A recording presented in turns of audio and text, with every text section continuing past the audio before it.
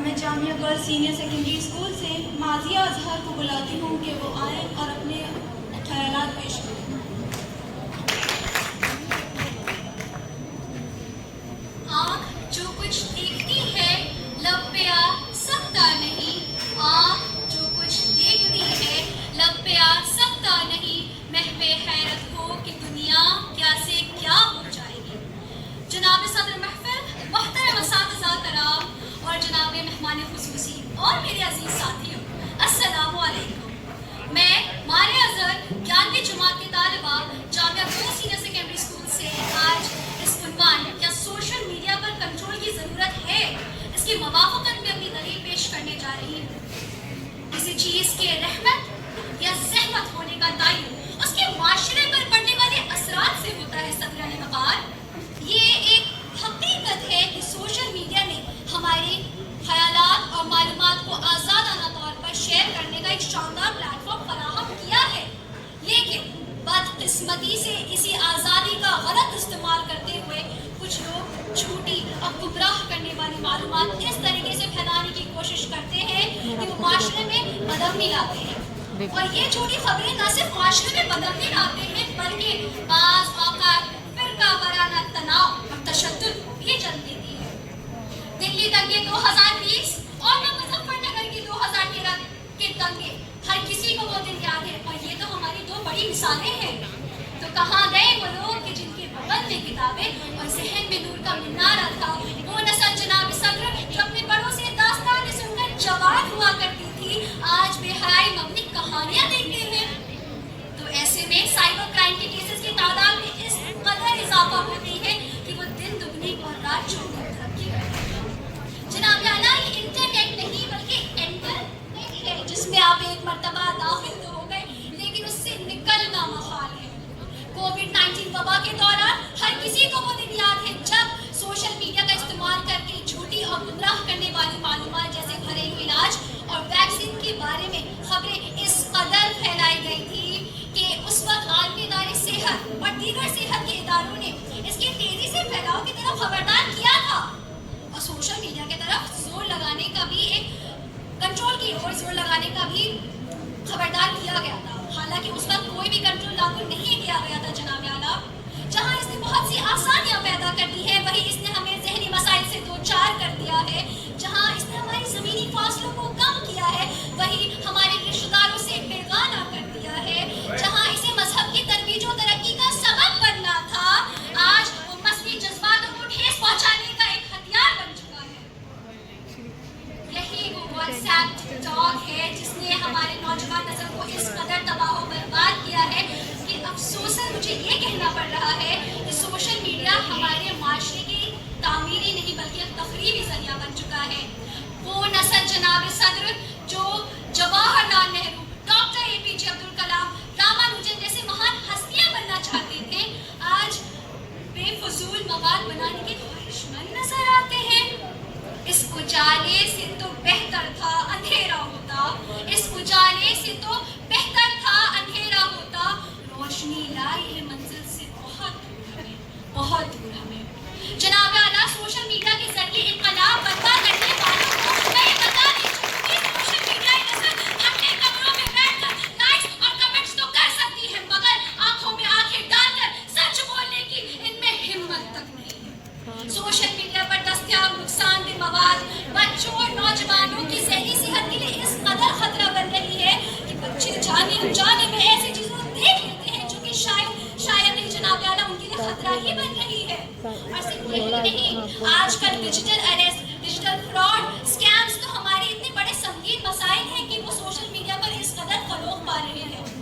اگر ہم social media پر control لائیں تو ہم بچوں کو نامناسب مواد سے بچا کر ان کے لیے ایک محفوظ آن لائن پلیٹ فارم فراہم کر سکتے ہیں۔ جناب اعلیٰ، میرے مخالفین کو گلاس خالی نظر آتا ہے مگر انہیں آدھا گلاس بھرا ہوا نظر نہیں آتا۔ وہ پیٹرول گاڑی چلانے کے لیے نہیں بلکہ گاڑی جلانے کے لیے استعمال کرتے ہیں، اور وہ آگ کھانا پکانے کے لیے نہیں بلکہ گھر جلانے کے لیے استعمال کرتے ہیں۔ حضور والا، کوئی بھی چیز پہلے سے خود سے بری نہیں ہوتی، اس کا استعمال یا تو اسے اچھا یا برا بنا دیتا ہے۔ اگر آپ خیر پسند ہوں گے تو آپ خیر کی باتیں کریں گے، اور اگر آپ شر پسند ہوں گے تو آپ شر پھیلانے کا کام کریں گے۔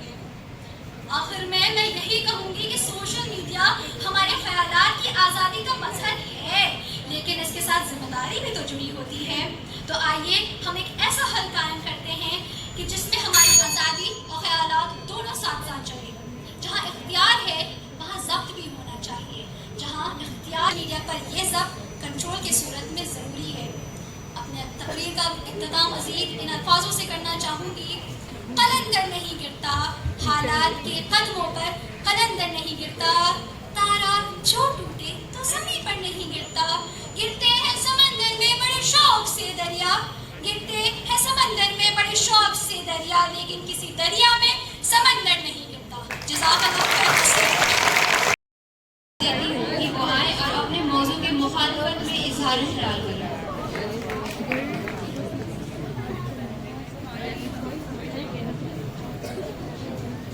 اس نے اتنا اچھا کر دیا کہ اس کے لیے کانفیڈینشیل کر دیا. لشکر بھی تمہارا ہے، سردار بھی تمہارا ہے. لشکر بھی تمہارا ہے، سردار بھی تمہارا ہے. تم جھوٹ کو سچ لکھ دو، اخبار بھی تمہارا ہے. اس دور کے فریادی جائیں تو کہاں جائیں، اس دور کے فریادی جائیں تو کہاں جائیں. قانون تمہارا ہے، دربار تمہارا ہے. محترم صدر علی وقار، محترم صدر اجلاس، محترم اساتذہ اور میرے پیارے ساتھیوں، السلام علیکم. میں عریبہ شاہ جامعہ گرلز سینئر سیکنڈری اسکول کی 12ویں جماعت کی طالبہ آج کے عنوان کہ سوشل میڈیا پر کنٹرول کی ضرورت ہے کی مخالفت میں اپنے خیالات پیش کرنے جا رہی ہوں. جیسا کہ ہم جانتے ہیں کہ سوشل میڈیا ایک عالمی پلیٹ فارم ہے جہاں مختلف لوگ اپنے اپنے خیالات کا اظہار کرتے ہیں. ہم ایک جمہوری معاشرے میں رہتے ہیں اور ایک جمہوری معاشرے میں ہر ایک انسان کو اپنے خیالات اظہار کرنے کا پورا حق ہے اور اسی آزادی کا سب سے مؤثر ذریعہ سوشل میڈیا بن گیا ہے. ایسے میں اگر ہم سوشل میڈیا پر ہی کنٹرول لگائیں گے تو نہ صرف ہمارے بولنے کی آزادی چھنے گی بلکہ سرکاروں اور بڑے بڑے اداروں کے خلاف اٹھنے والی آواز کو بھی دبایا جا سکتا ہے. جناب اعلیٰ، میں سوشل میڈیا کے فوائد گنوانے نہیں آئی ہوں، لیکن اب میرے مخالفین کی منافقت کو تو دیکھیے جو دن بھر سوشل میڈیا کا آزادی سے استعمال کرتے ہیں، پھر کیوں یہاں کھڑے ہو کر کنٹرول کی باتیں کرتے ہیں. جناب اعلیٰ، کیا ہم بھول گئے ہیں کہ جس ادارے میں ابھی اور اسی وقت اسی ادارے کی لائبریری میں پڑھتے ہوئے بچوں پر حملہ ہوا تھا اور اس وقت سوشل میڈیا نے ہی ان کی جان بچائی تھی؟ کیسے؟ یہ ہم سب کو یاد ہے.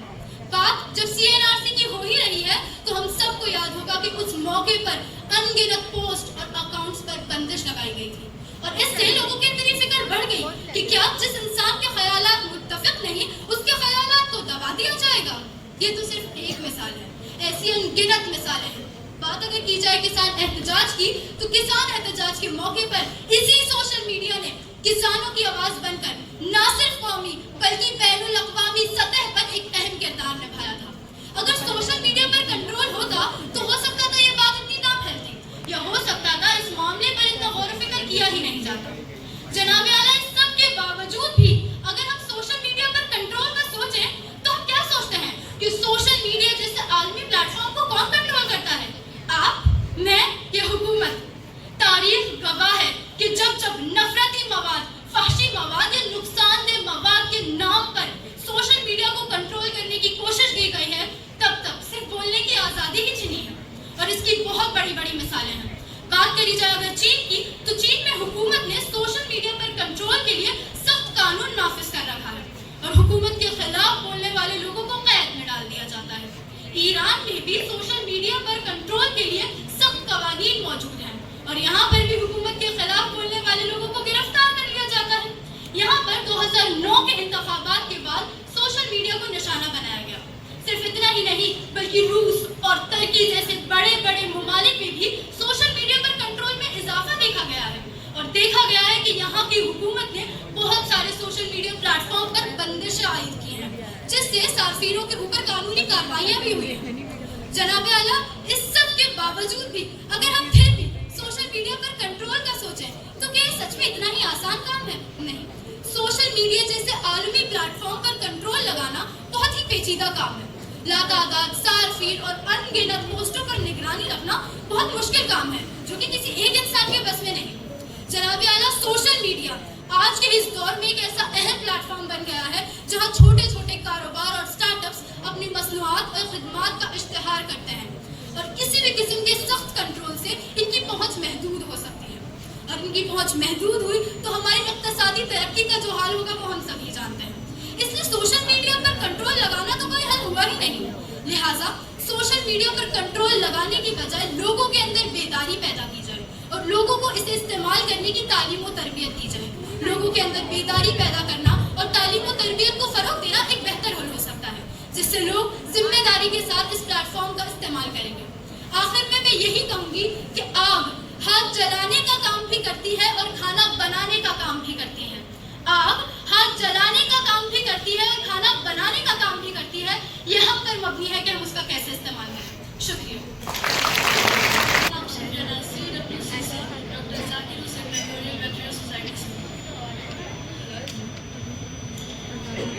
آج کے ڈیجیٹل زمانے میں سوشل میڈیا ہر ایک انسان کی زندگی کا ایک حصہ بن گیا ہے.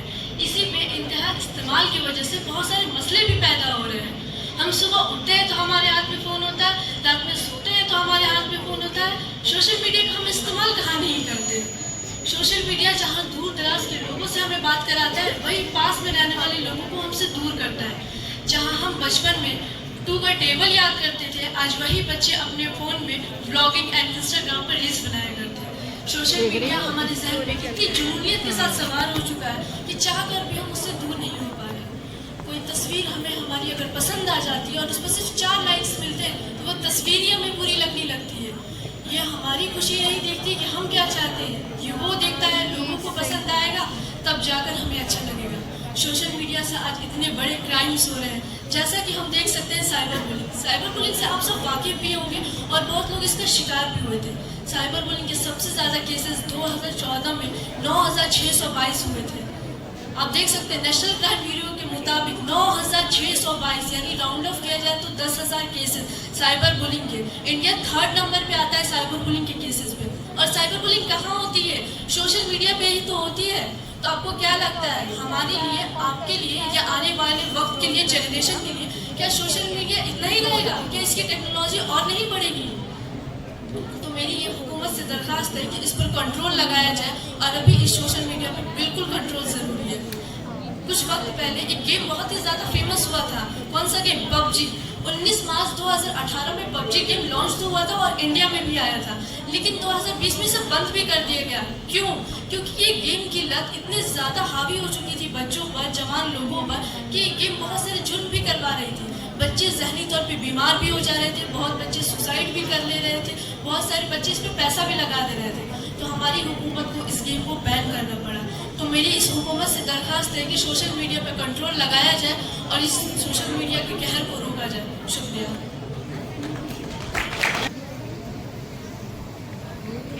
ذرا غور کیجیے, ایک ایسی دنیا جہاں گورنمنٹ کی نظر آپ کی ہر بات, ہر رائے, ہر سوچ پر. ذرا سوچ, صبح اٹھنے کے بعد سب سے پہلی چیز آپ کیا اٹھاتے ہیں؟ رات کو سونے سے پہلے سب سے آخری چیز آپ کے ہاتھ میں کیا ہوتی ہے؟ یاد کر کے بتائیے کہ بنا فون لیے آپ نے اپنا گھر آخری بار کب چھوڑا تھا؟ آپ کو یاد ہی نہیں آ رہا ہوگا. جی ہاں ناظرین کرام, آج میں بات کروں گی کیا سوشل میڈیا پر کنٹرول کی ضرورت ہے. میں موضوع کی موافقت میں اظہار رائے پیش کر رہی ہوں. آج کل کے دور میں اگر ایک شخص کمرے میں بالکل تنہا بیٹھا ہے تو اصل میں وہ تنہا نہیں ہے, بلکہ اس کے ساتھ ایک ایسی طاقت بھی اسی کمرے میں موجود ہے جو اس کے کھانے, پینے اور سونے کے ساتھ ساتھ ہر حرکت پر نظر رکھ رہی ہے. وہ نہ صرف اس کی حرکتوں پر نظر رکھ رہی ہے بلکہ وہ طاقت اس سے کئی کام بھی کرواتی ہے. مزے کی بات یہ ہے کہ اس پوشیدہ طاقت کو وہ شخص اپنے ساتھ خود لایا ہے اور وہ کوئی اور نہیں بلکہ اس کا اپنا اسمارٹ فون ہے. ناظرین کرام, آج کل سوشل میڈیا اتنا زیادہ پاورفل ہو چکا ہے کہ شاید ہی کوئی شخص اس سے دور جانا چاہتا ہے. کوئی بھی اسمارٹ فون یوزر ہو, اس کے فون میں ٹویٹر, فیس بک, انسٹاگرام, یوٹیوب ضرور موجود ہوگا. یہ اپلیکیشنز بنائی تو اسمارٹ فون کے لیے گئی تھی, لیکن اب اسمارٹ فون سوشل میڈیا کے لیے بنائے جاتے ہیں.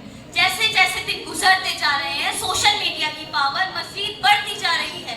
اس سیارے پر 7 ارب سے زیادہ لوگ رہتے ہیں, وہ سب ایک دوسرے سے جڑے ہوئے ہیں, لیکن یہ تعلق کتنا حقیقی ہے, یہ کیسا ہے کہ ہم آمنے سامنے بات چیت کو بھول چکے ہیں اور آسانی سے اس کی جگہ آن لائن گفتگو نے لے لی ہے. سوشل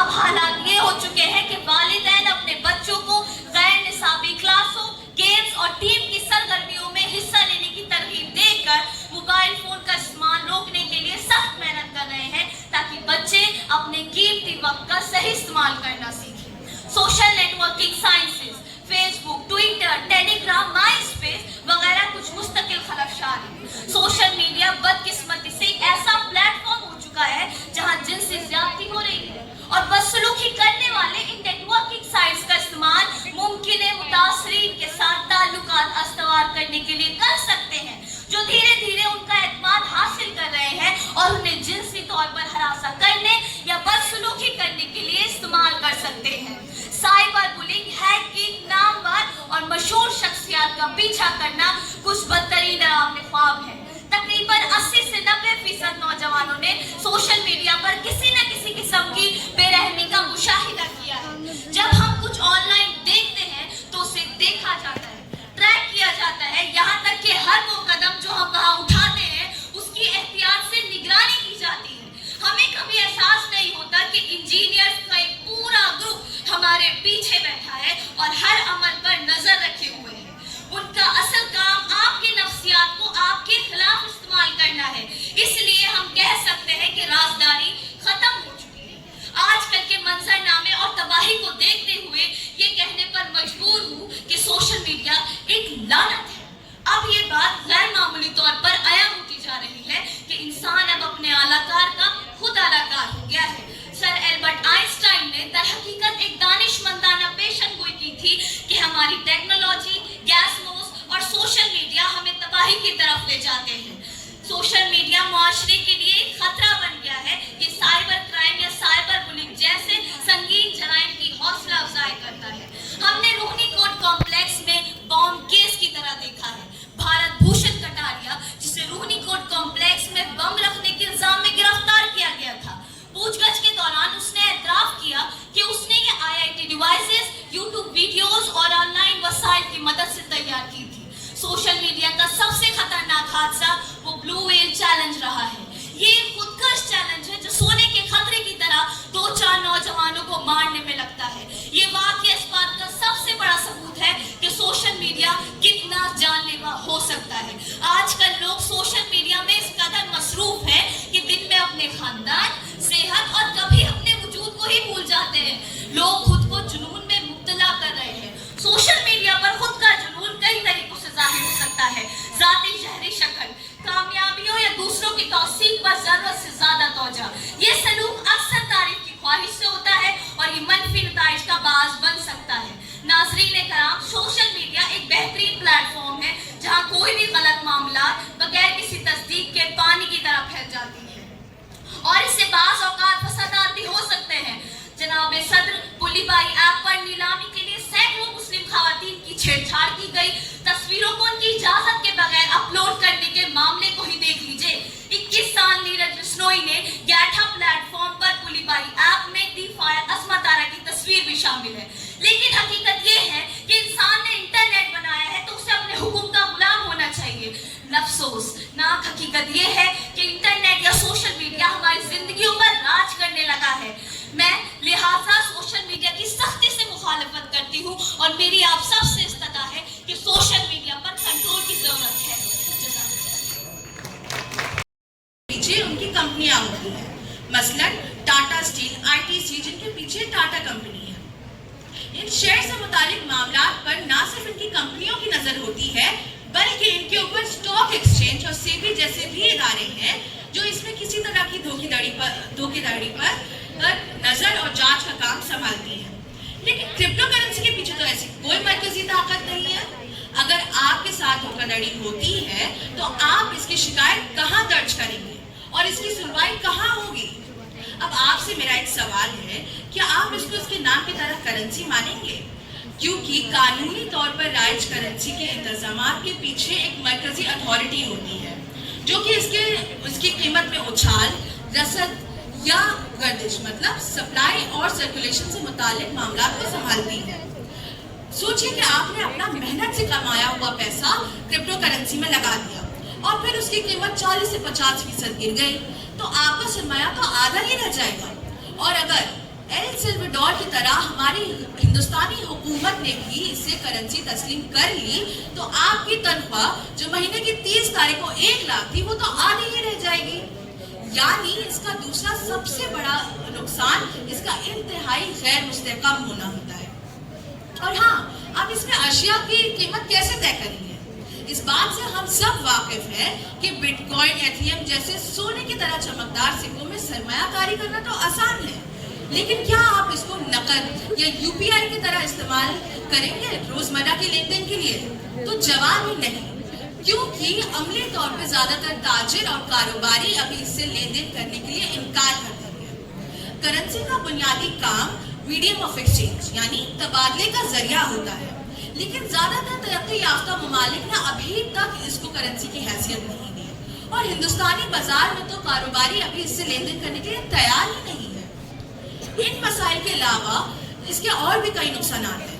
मसलन इसकी माइनिंग में इतने बड़े पैमाने में एनर्जी यानी तवानाई इस्तेमाल होती है जो कि जॉर्जिया और आइसलैंड जैसे ममालिक के कुल सालाना खर्च से भी ज्यादा है। इसका इस कदर इस्तेमाल हमारे माहौल के लिए नुकसानदेह है। हमारा मुल्क जो गरीबी, बेरोजगारी और नाख्वानगी से दोचार है, अभी तकनीकी तालीम के एतबार से हमारी आवाम इस पेचीदा, मुश्किल और महंगी तकनीक को समझ पाने में काफी पीछे है। इसलिए इसमें सरमायाकारी करना खतरे से खाली नहीं है और हमारे मुल्क का तकनीकी ढांचा अभी इसके लिए तैयार नहीं है। इसमें कोई शक नहीं कि दुनिया के साथ कदम से कदम मिलाकर चलना हमारे मुल्क के लिए जरूरी है, लेकिन तरक्की याफ्ता ममालिक की नकल करने में हमें ये नहीं भूलना चाहिए कि हमारे मुल्क की हालात और ज़रूरतें मुख्तलिफ हैं। इसे कानूनी हैसियत देने से पहले बड़ी मंसूबाबंदी, बुनियादी और तकनीकी ढांचे की तैयारी और कानून साजी पे काम करना बाकी है। इनकी तैयारी किए बिना कोई भी फैसला लेना जल्दबाजी है। लिहाजा अब मैं इस शेर के साथ अपनी बात को खत्म करना चाहूंगी कि ये जब्र भी